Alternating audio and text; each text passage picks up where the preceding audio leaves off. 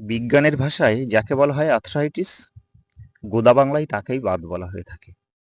প্রত্যেক পরিবারের কোনো না কোনো সদস্য বাতের ব্যথায় কষ্ট পান।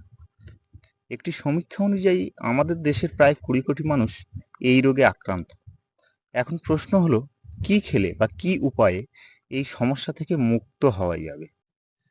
সাধারণত অমাবস্যা বা পূর্ণিমা তিথিতে পৃথিবীর মাধ্যাকর্ষণ শক্তি বেড়ে যায়।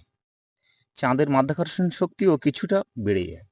চাঁদ ও পৃথিবীর মাধ্যাকর্ষণ শক্তি বেড়ে যাওয়ার প্রভাব সকল জীবজন্তু, পশু পাখি, কীটপতঙ্গ, এমনকি জলরাশি, বাতাস, মাটি সবকিছুর উপর প্রভাব পড়ে।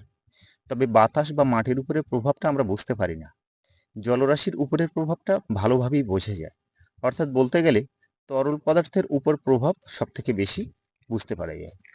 আমাদের শরীরের তরল ভাগ বেশি, তাই আমাদের উপরেও এই প্রভাব পড়ে। আর বাতের গুরুত্বপূর্ণ কারণগুলির মধ্যে এটি অন্যতম। তবে শরীরের প্রতিরোধ ক্ষমতা, উপাদানের সঠিক পরিমাণ এগুলির অভাবে এর হ্রাস বৃদ্ধি ঘটে। আবার বার্ধক্যজনিত কারণেও বাত হয়ে থাকে। এই রোগের সবথেকে বড় চিকিৎসা হিসেবে বলা যেতে পারে নিয়মিত যোগাসন ও ফিজিওথেরাপি। যোগাসন ও ফিজিওথেরাপির করার সাথে সাথে ডায়েট কন্ট্রোল করতে বলা হয়। তো চলুন জেনে নেওয়া যাক, বাতের ব্যথা থেকে মুক্তি পেতে কোন কোন খাবারগুলি ডায়েটে রাখবেন। আমরা মেছো বাঙালি, তাই প্রথমেই আসবো মাছের বিষয়ে।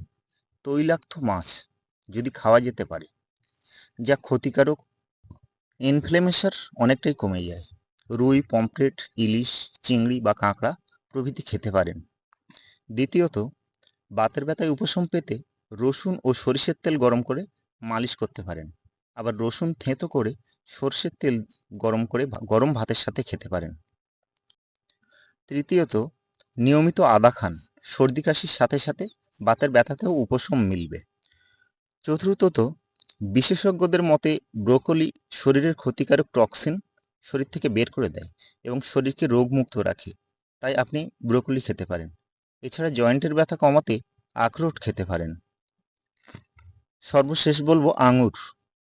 আঙুরে প্রচুর পরিমাণে পুষ্টি ও অ্যান্টিঅক্সিডেন্ট থাকে, যা বাতের ব্যথা কমাতে সাহায্য করে, তাই আপনি আঙুর খেতে পারেন। তবে আপনার যদি সুগার, হাই প্রেশার প্রভৃতি থাকে, তাহলে উপরের খাবারগুলির বিষয়ে সাবধানতা অবশ্যই অবলম্বন করবেন। সকলে সুস্থ থাকবেন, ভালো থাকবেন। নমস্কার।